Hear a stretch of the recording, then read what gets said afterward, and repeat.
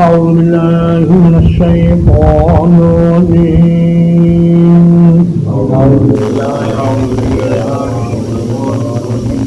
فأوحينا إلى موسى تو ہم نے وحی کی موسیٰ علیہ السلام کی طرف ان اضرب بعصاک البحر یہ کہ اپنی لاٹھی کو سمندر پر مارو فانفلق تو سمندر پھٹ گیا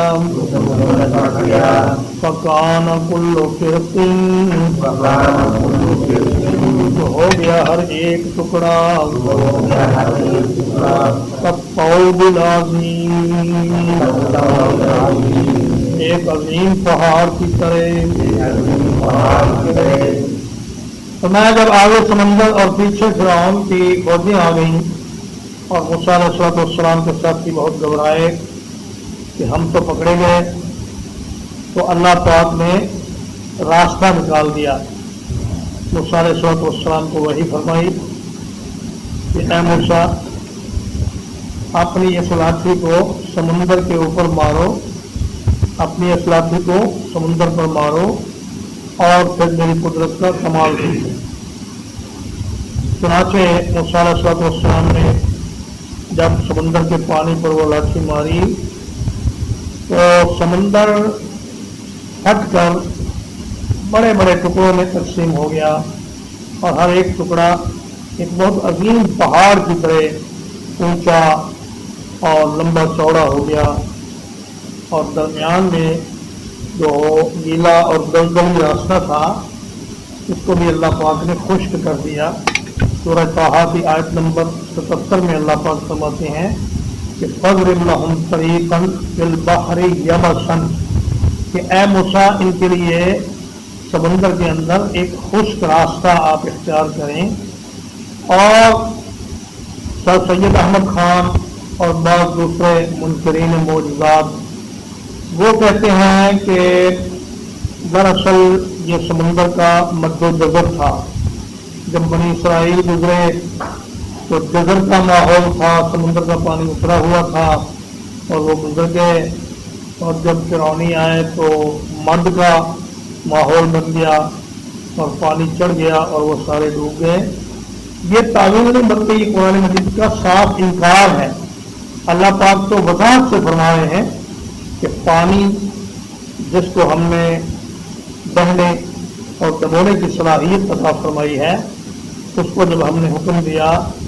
تو وہ بڑے بڑے ٹکڑوں میں تقسیم ہو گیا اور درمیان کا جو راستہ تھا وہ بھی خشک ہو گیا تو اس پر یہ کہنا کہ یہ مد و جزر تھا یہ بہت بڑی جسارت ہے اور اللہ پاک کے انبیاء کے معجزات کا انکار ہے وَأَزْرَفْنَا ثَمَّ الْآخَرِينَ اور ہم نے قریب کر دیا اس جگہ دوسروں کو اضلفا یضلف کا معنی ہوتا ہے کسی کو کسی کے قریب کرنا اور ثمّ کا معنی وہ جگہ اس جگہ یعنی سمندر کے اندر جب بنی اسرائیل داخل ہوئے تو فرعون کے لوگوں کو بھی ہم نے ان کے قریب کر دیا فرعون جیسا مادہ پرست انسان وہ سمندر میں کہاں داخل ہونے والا تھا اتنے ہولناک مناظر دیکھ کر وہ کہتا کہ چلو بھی چھوڑو بنی اسرائیل کو اپنی جان بچاؤ اور واپس جاؤ لیکن اللہ پاک فرماتے ہیں ہم نے اسے سمندر میں داخل کیا اس کے دل میں یہ بات ڈالی کہ تم اگر بنی اسرائیل کو پکڑنا چاہتے ہو تو تم بھی اسی سمندر میں داخل ہو جاؤ جس میں وہ داخل ہوئے ہیں وَأَنْجَيْنَا مُوسَىٰ وَمَن مَّعَهُ أَجْمَعِينَ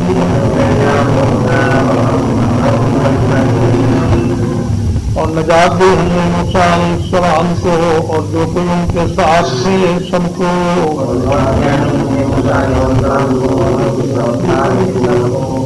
ثم أغرقنا الآخرين ہم نے دوسروں کو ڈبو دیا۔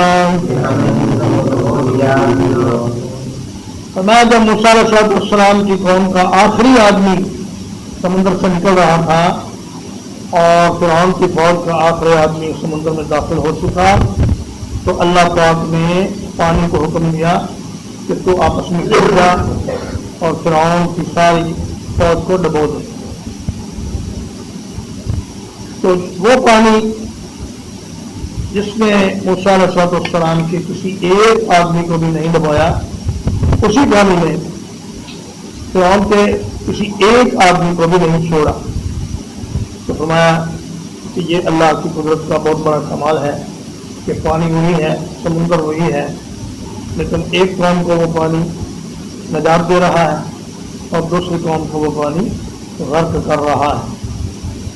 ان فی ذلک لآیہ، بلا شبہ اس میں یقیناً بہت بڑی نشانی ہے۔ وما کان اکثرهم مؤمنین،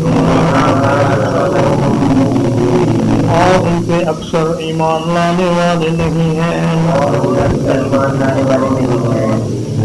یہ مشرکین مکہ کو تنبیہ ہے کہ دیکھو اتنی بڑی نشانی اللہ پاک نے دکھائی کہ اپنے مومن بندوں کو بچا لیا اور ان کے دشمنوں کو غرقاب کر دیا، اور میں اسی طرح تم بھی ہجرت کرو گے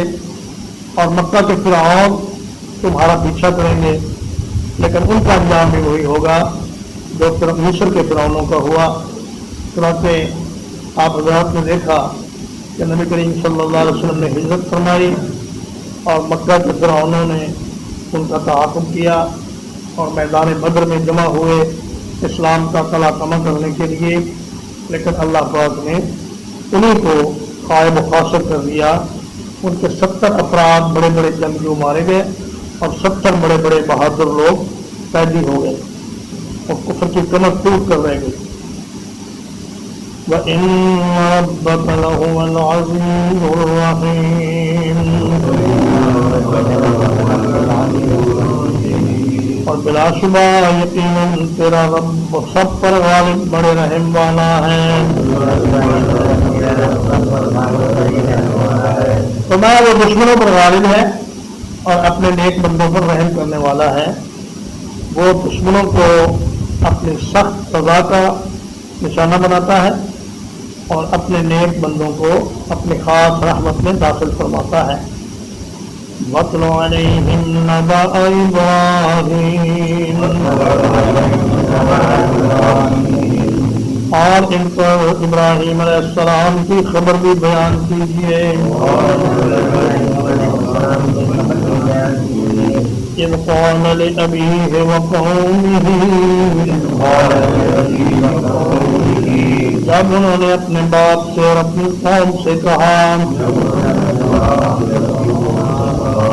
ما تعبدون،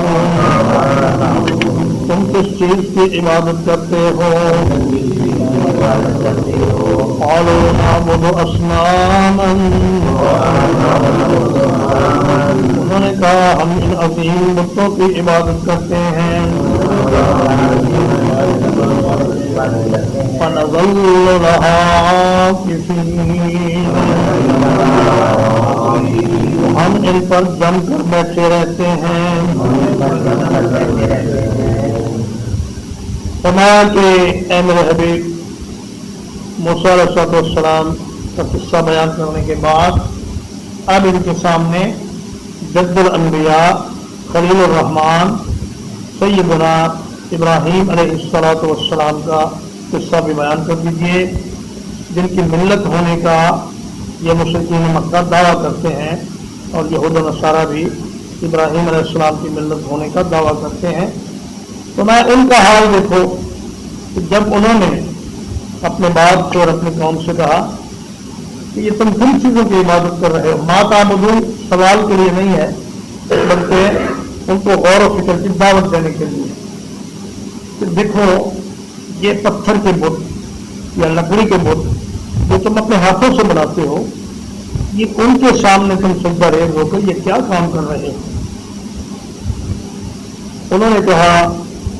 اسنامن کی جو تنوین ہے یہ تعظیم کے لیے ہے، کہا ہم تو اپنے بڑے بڑے عظیم معبودوں کی اور بتوں کی عبادت کرتے ہیں، اور نہ ذلو یا ذلو کا معنی ہوتا ہے دن بھر کسی کام میں مشغول رہنا، اور بات یبیتوں کا معنی ہوتا ہے رات بھر کسی کام میں مشغول رہنا۔ تو انہوں نے کہا ہم تو دن بھر ان بتوں کے اوپر مجاور بن کے بیٹھے رہتے ہیں، جیسے آج بھی کسی قبر پرست سے کہا جائے کہ یار یہ تم کیوں مٹی کی اس ڈھیری کے سامنے سجدہ ریز ہو رہے ہو اور اس میت کو سجدہ کر رہے ہو جو ہلنے ڈلنے اور سننے اور بولنے کی طاقت بھی نہیں رکھتا؟ تو وہ کہے گا بس جی ہم تو یہاں بیٹھے ہیں اور یہیں پہ ہماری زندگی کٹے گی اور کسی قبر پر ہی ہم مجاوری کرتے کرتے اس دنیا سے چلے جائیں گے۔ قال هل يسمعونكم؟ ابراہیم علیہ السلام نے فرمایا کیا یہ سنتے ہیں تمہاری بات؟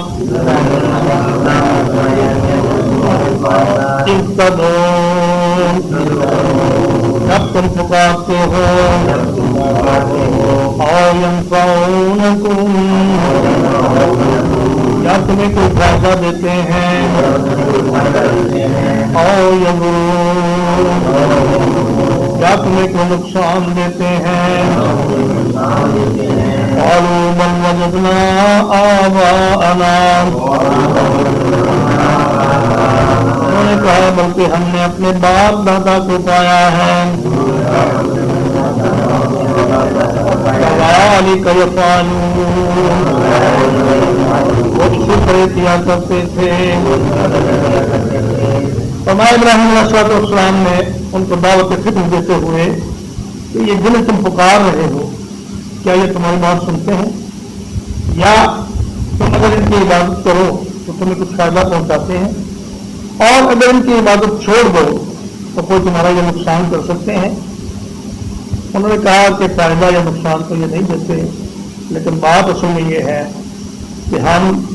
آنکھیں بند کر کے اپنے آباء کی تقلید کر رہے ہیں۔ کیا ان کے پاس عقل نہیں تھی؟ وہ بے وقوف تھے جو ان بتوں کی پوجا کرتے کرتے اس دنیا سے رخصت ہو گئے۔ ہمارے آباء و اجداد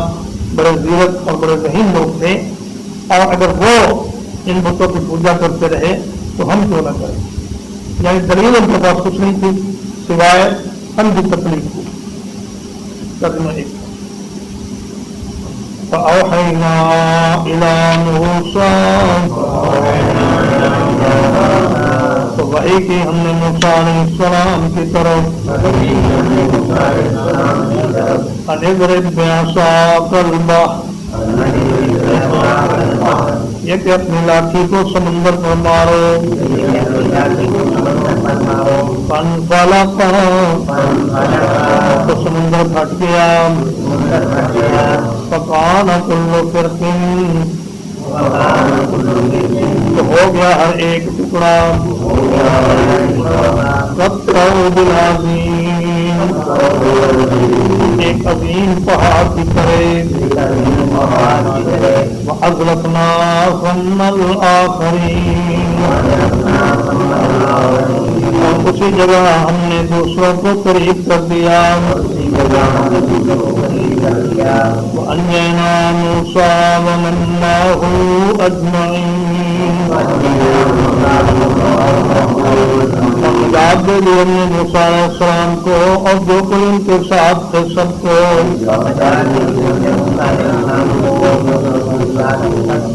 ثم اغرقنا الآخرین، پھر ہم نے دوسروں کو غرق کر دیا۔ ان فی ذلک لآیہ،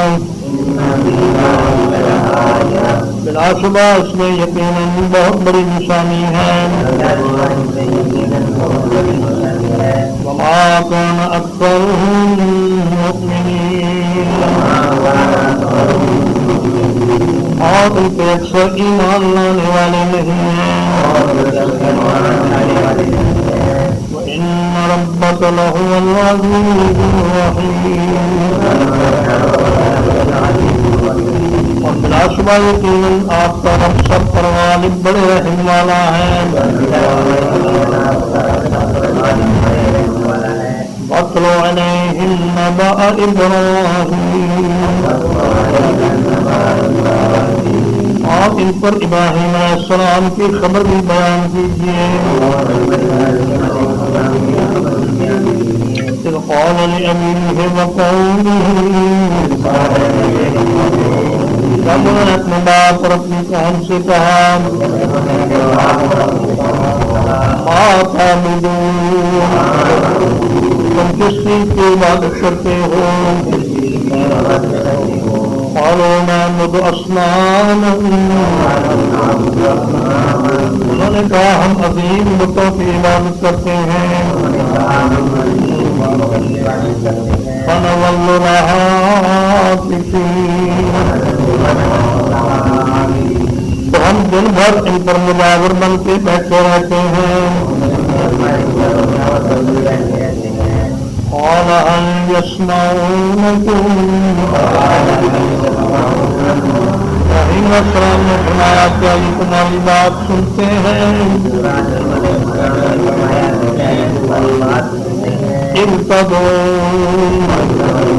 جب تم پکارتے ہو اور ينفعونكم یا تمہیں فائدہ دیتے ہیں اور يضرون یا تمہیں نقصان دیتے ہیں. قالوا بل وجدنا آباءنا کہنے لگے بلکہ ہم نے اپنے باپ دادا کو پایا ہے. كذلك يفعلون وہ اسی طرح کیا کرتے تھے. صلی اللہ علیہ وسلم محمد وآلہ وصحبہ اجمعین.